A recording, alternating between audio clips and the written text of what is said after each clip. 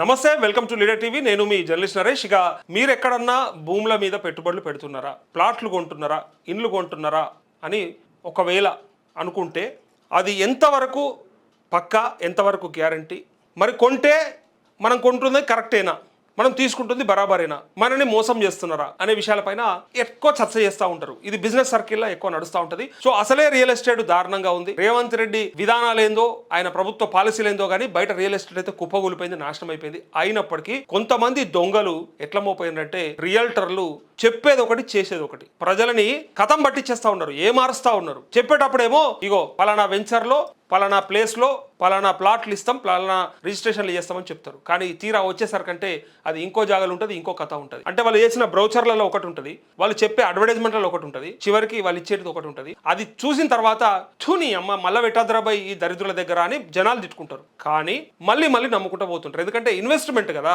పేదోడికేమో అదొక కళ సాకారం చేసుకుందాం, ఒక ఇల్లు కట్టుకుందాం లేదా ఒక ప్లాట్ కొనుక్కుందామని. పెద్దోడికేమో అదొక ఇన్వెస్ట్మెంట్. కానీ ఇందులో కొంతమంది దొంగలు మోపోయినరు. అందులో నెంబర్ 1 దొంగ ఒకడు ఉన్నాడు, ఇగో ఇక్కడనే ఉన్నాడు. ఇక్కడ చూస్తే పోలీస్ యూనిఫామ్లు ఉన్నాడు కదా, అయ్యో దొంగ అంట ఏందన్నా అంటే పెద్ద చీటర్ అట. ఇదంతా కూడా ప్రజల మాట. ఎట్లా చీటర్ అయ్యాడు ఈయన చూసి రవితేజ అనుకోరు, యాక్టర్ రవితేజ అనుకోరు చాలా మంది. కాకపోతే అన్ని వేషాలు వేసుకుంటూ తిరుగుతాడు. ఇది కూడా ఒక దొంగేషమే. ఈ దొంగ ఏం చేస్తాడట అంటే, ఇగో చూడరు ఒక్కసారి, స్వర్గసీమలో ప్లాట్లు కొంటుర్రా, అందులో ఇట్లా ప్లాట్లు కొంటే కథమైపోతారు మీరు. ఇగో తస్మాత్ జాగ్రత్త. షాద్ నగర్ లో వెంచర్ అంటూ ప్రకటనలు, అమ్మకం మాత్రం మహబూబ్నగర్ జిల్లాలో. ఇప్పుడు నీకు ఏం చెప్పాలి?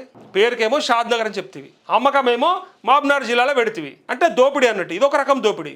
మంచో రకం దోపిడీ చేస్తున్నారు. ఇగో మనోడు ఒక రకం దోపిడీ చేస్తా ఉన్నాడు. అది వేషాలు వేసుకుంటా పగడేశకాని తరికాలు ఉంటాడు. గడుకు వేషం వేస్తాడు, ఏదో గొప్ప అనుకుంటాడు. సరే గొప్ప అయితే ఏమైనా వేషం వేసుకుంటే కానీ జనాలకి ఎందుకు బుడిద రాస్తున్నావు, జనాలకి ఎందుకు మన్ను పూస్తున్నావు? ఇగో చూడు ఒకసారి. పోలీస్ అధికారులుగా డ్రెస్సు సైరన్ వేసుకుంటూ వాహనాన్ని చూపుతూ షటగోపం. గ్రామ పంచాయతీ మాన్యువల్ లేఅవుట్ పర్మిషన్ తో ఘరానా మోసానికి శ్రీకారం. ఎంత దారుణం చూసిరా. పంచాయతీ రాజ్ చట్టం 2018 నిబంధనలకు దర్జాగా తూట్లు. ఇగో GOMS నెంబర్ 67 రూల్స్ అతిక్రమణ చేస్తూ చంద్రశేఖర్ అయిన పేరు చంద్రశేఖర్ 21 లక్షలకు ప్లాట్లంటూ రిజిస్ట్రేషన్ లో తక్కువ చూపుతున్న ఘనాపాటి. ఐటీ శాఖ దృష్టి సారిస్తే ఇతగాడి వ్యవహారం బట్టబయలయ్యే అవకాశం. లేఅవుట్ లో వెలిసిన అక్రమ నిర్మాణాలు పండించుకొని పంచాయతీ కార్యదర్శులు. అడ్డదారిలో పొందిన ఇరిగేషన్ NOC కార్యదర్శులకు భారీగా ముడుపులు ముట్టినట్లు ఆరోపణలు. జిల్లా పంచాయతీ అధికారి విచారణ చేసి చర్యలు తీసుకోవాలని డిమాండ్ అంటూ ఇగో పర్మిషన్ లేకుండా నిర్మించిన అక్రమ నిర్మాణం. ఇది చూసిండ్రా, ఇది పర్మిషన్ లేకుండా నిర్మించిండు. ఇంత దొంగ మళ్ళా బయటకు వచ్చి గడుకో వేషం వేసుకొని నీతులు చెప్తాడు. ఇంకా చూడుర్రిగా ఈయన కథలు చూడుర్రి ఎట్లున్నాడు.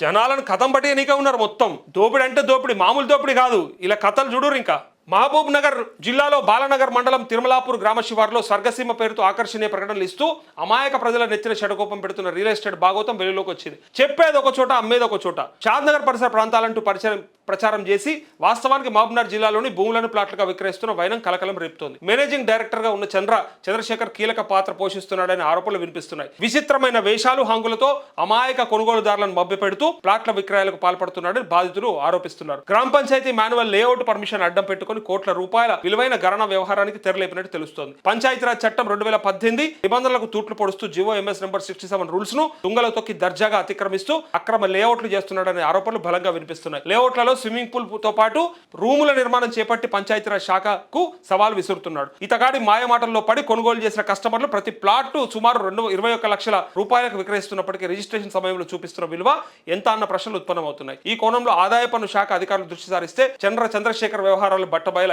అయ్యే అవకాశం ఉందని స్థానికులు అభిప్రాయపడుతున్నారు. లేఅవుట్లలో అనుమతులు లేకుండానే అక్రమ నిర్మాణాలు వెలుస్తుండగా పంచాయతీ కార్యదర్శులు పట్టించుకోకపోవడంపై అనుమానాలు వ్యక్తమవుతున్నాయి. దొంగలు అంతకంత మోపారు. పంచాయతీ కార్యదర్శులను కూడా కథం పట్టి చేసిరు. వాళ్ళని కూడా అలా దింపేసిండిగా. అంతేకాదు అడ్డదారిలో ఇరిగేషన్ NOC పొందినట్టు ఆరోపణలు కూడా వినిపిస్తున్నాయంటూ ఇక్కడ చూడండి. స్వర్గసీమ సిరుల సీమో అయోమయ పేరుతో అక్రమ అమోయ పేరుతోని స్వర్గసీమ సిరుల సీమ అమోయ పేరుతో అక్రమ వెంచర్లు చేస్తూ అమాయకులను మోసం చేస్తూ కోట్ల రూపాయలు కొల్లగొడుతున్నారని బహిరంగ విమర్శలు వెల్లువెత్తుతున్నాయి. ఇదిలా ఉండగా చంద్రశేఖర్ పోలీస్ అధికారుల డ్రెస్ ధరించి సైరన్ ఉన్న వాహనాన్ని ఉపయోగిస్తూ ప్రజల్లో భయభ్రాంతులు సృష్టిస్తున్నాడన్న విమర్శలు సైతం వెల్లువెత్తుతున్నాయి. పోలీస్ శాఖ అధికారుల అనుమతి తీసుకుని డ్రెస్ వేసుకున్నాడా, ఈ పోలీస్ డ్రెస్ సైరన్ వెహికల్ ఎక్కడి నుంచి వచ్చిందన్న అనుమానాలు సైతం వ్యక్తమవుతున్నాయి. బహిరంగంగానే పోలీస్ యూనిఫామ్ తో పలు ఛానల్లో సామాజిక మాధ్యమాల్లో ప్రకటనలు ఇవ్వడంతో ఇతను నిజంగానే పోలీస్ అధికారి అనే అనుమానం సైతం వస్తుంది.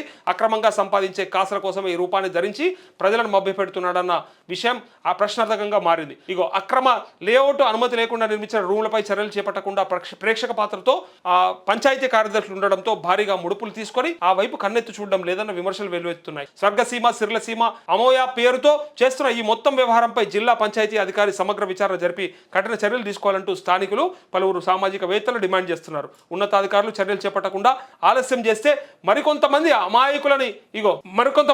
అమాయకుల మోసపోయే ప్రమాదం ఉందని హెచ్చరిస్తున్నారు. ప్రభుత్వ ఖజానాకు భారీగా గండి కొడుతూ మోసం చేస్తూ 21 లక్షల పైగా ప్లాట్లను విక్రయిస్తూ రిజిస్ట్రేషన్ల శాఖకు కుచ్చుటోపి పెడుతున్నాడనే ఆరోపణలు బలంగా వినిపిస్తున్నాయి. ఇప్పటికైనా ఇన్కమ్ ట్యాక్స్ అధికారులు ఇతగాడి ఆర్థిక లావాదేవీలపై ప్రకటనలో చూపిన విధంగా 21 లక్షలకు కస్టమర్ల దగ్గర తీసుకొని తక్కువ రేట్లో రిజిస్ట్రేషన్ చేస్తూ ప్రభుత్వానికి ట్యాక్స్ ఎగవేస్తున్న విషయంపై దృష్టి సారిస్తే కళ్ళు బైర్లు గమ్మే నిజాలు బట్టబయలవుతాయి. స్వర్గసీమ, సిర్లసీమ, అమోయ పేరుతో కొనుగోలు చేసిన కస్టమర్లకు చేసిన రిజిస్ట్రేషన్ లో చూపిన విలువలను చెక్ చేస్తే ఈయన భాగోతం వెలుగు చూస్తుందని పలువురు సామాజికవేత్తలు డిమాండ్ చేస్తున్నారు. ఇప్పటికైనా ఈయన అక్రమాలకు చెక్ పెట్టి అమాయకులు నష్టపోకుండా చర్యలు చేపట్టాలని స్థానిక ప్రజలు కోరుకుంటున్నారు. ఇరిగేషన్ ఇన్వాయిస్ ఎలా తెచ్చుకున్నాడు, భూభారత రికార్డుల్లో సదరు సర్వే నెంబర్లు ఏం చూపిస్తున్నాయి, మైనింగ్ అనుమతులు తీసుకొని బ్లాస్టింగ్లు చేసిండా, సంబంధిత గ్రామ పంచాయతీకి కట్టిన రాయల్టీ ఎంత, చంద్రశేఖర్ ప్రజలను ఎలాంటి మోసాలకు గురి చేస్తున్నాడన్న విషయాలకు సంబంధించి మరో కథనం ద్వారా ఆధారాలతో వెలుగులోకి తేనుంది ఆదాబ్ హైదరాబాద్ అని. మా అక్షరం అవినీతిపై అస్త్రం అంటూ ఇక్కడ వాళ్ళు రాసుకున్నారు. సరే, కాకపోతే ఇది మన దగ్గర కూడా ఉన్నది, ఇది మనకు కూడా చాలా మంది అన్నారు. ఎస్, ఈ అమోయ లేకపోతే స్వర్గసీమనే కాదు, చాలా కంపెనీలు ఇట్లాంటి కథలే పడతా ఉన్నాయి. ఒకటి ట్యాక్సీలు ఎగ్గొట్టే ప్రయత్నం చేస్తూ ఉన్నాయి, ప్రభుత్వానికి అంటే ప్రభుత్వ ఖజానాకు గండి కొడుతున్నాయి. ఇటు ప్రజలను కూడా మాయ చేస్తూ ఉన్నారు. వాళ్ళు ఇచ్చే భూమి ఏదైతే ఉంటుందో దాని గురించి చెప్పేటప్పుడు బ్రహ్మాండంగా చెప్తారు. ఆ ప్లాట్ గురించి, మీకు ఇది వస్తుంది, అది వస్తుంది, మీకు ఈ ఫెసిలిటీ ఇస్తాము, మీకు అవి వస్తాయి, డ్రైనేజ్ వస్తుంది, ఇది వస్తుంది, అది వస్తుంది, అన్నీ వస్తాయని చెప్తారు. అన్నీ వస్తున్నాయి కదా అని చెప్పేసి వాళ్ళు పెట్టుబడి పెట్టే ప్రయత్నం చేస్తారు. తర్వాత ఏది లేకుండా పోతారు, డెవలప్మెంటే లేకుండా పోతుంది. వాళ్ళేమో పెట్టుబడి అనుకొని చేస్తారు, వీళ్ళేమో ఇదే పెట్టుబడి అనుకొని మూస్తారు. మొత్తానికైతే ప్రజలని ఆగం పెట్టడానికే ఇట్లాంటి కంపెనీలు బయలుదేరినాయి. ఖచ్చితంగా రియల్ ఎస్టేట్ కంపెనీల మీద ప్రభుత్వం దృష్టి సారించాలి. వాళ్ళు ప్రజలని ఎట్లా మోసం చేస్తున్నారో దాన్ని అరికట్టే ప్రయత్నం మాత్రం జరగాల్సిందే. మరి అధికారులు కూడా ఇలా ఇన్వాల్వ్ అయి ఉన్నారంటే మరి అధికారుల భరతం కూడా పట్టాలి.